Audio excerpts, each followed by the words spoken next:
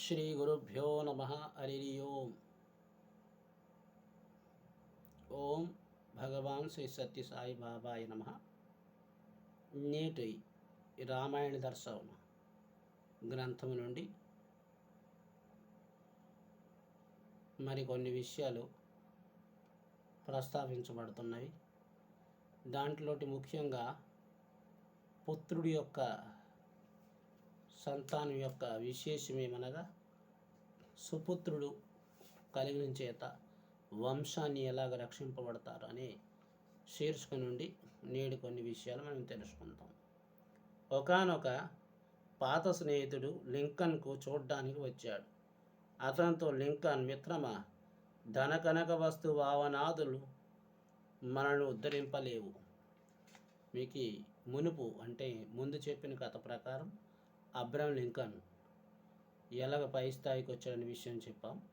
అక్కడి నుండి Abraham Lincoln ఒక స్నేహితుడు మరియు అబ్రహం లింకన్ ఇద్దరు కలిగి ఒక జీవన సత్యం గురించి చర్చిస్తున్నారు. ఆత్మవిశ్వాసమే మనల్ని పోషిస్తుంది కాబట్టి ఆత్మపై విశ్వాసం పెట్టుకొని పనిచేయి, తప్పక అభివృద్ధి వస్తుంది అని చెప్పాడు. అతను లింకన్ బోధనలు అనుసరించి ఆత్మవిశ్వాసం పెంచుకొని సత్యమును ఆధారం చేసుకొని దైవభక్తితో కాలం గడిపి వచ్చారు. అతను ఉదర పోషణార్థం బూట్లకు పాలిష్ చేసేవాడు, న్యూస్ పేపర్లు అమ్మేవాడు, హోటల్లో కప్పులు కడిగేవాడు, ఇంకా తీరిక దొరికినప్పుడు పిల్లలకు కవర్లపై అడ్రస్ను రాసేవాడు. అందుకు ప్రతిఫలితంగా పిల్లలు అతనికి ఏదో కొంత డబ్బు ముట్ట చెప్పేవారు. అతను దుస్తులు చాలా బాగుండేవి. అడ్రస్ను రాసే కవర్లో పిల్లలకు తిరిగి ఇచ్చినప్పుడు అతను వారితో గాడ్ బ్లెస్ యూ, భగవంతుడు నిన్ను ఆశీర్వదించుగాక అనేవాడు. పవిత్ర హృదయులైన ఆ పిల్లలు కూడా గాడ్ బ్లెస్ యూ అని చెప్పేవారు. ఆ మాటలు ఏదో యంత్రికంగా చెప్పినవి కావు, అవే హృదయపూర్వకంగా చెప్పిన మాటలు. అందుచేతే ఆ మాటలు అతని జీవితంలో గొప్ప పరిమాణాన్ని తెచ్చాయి.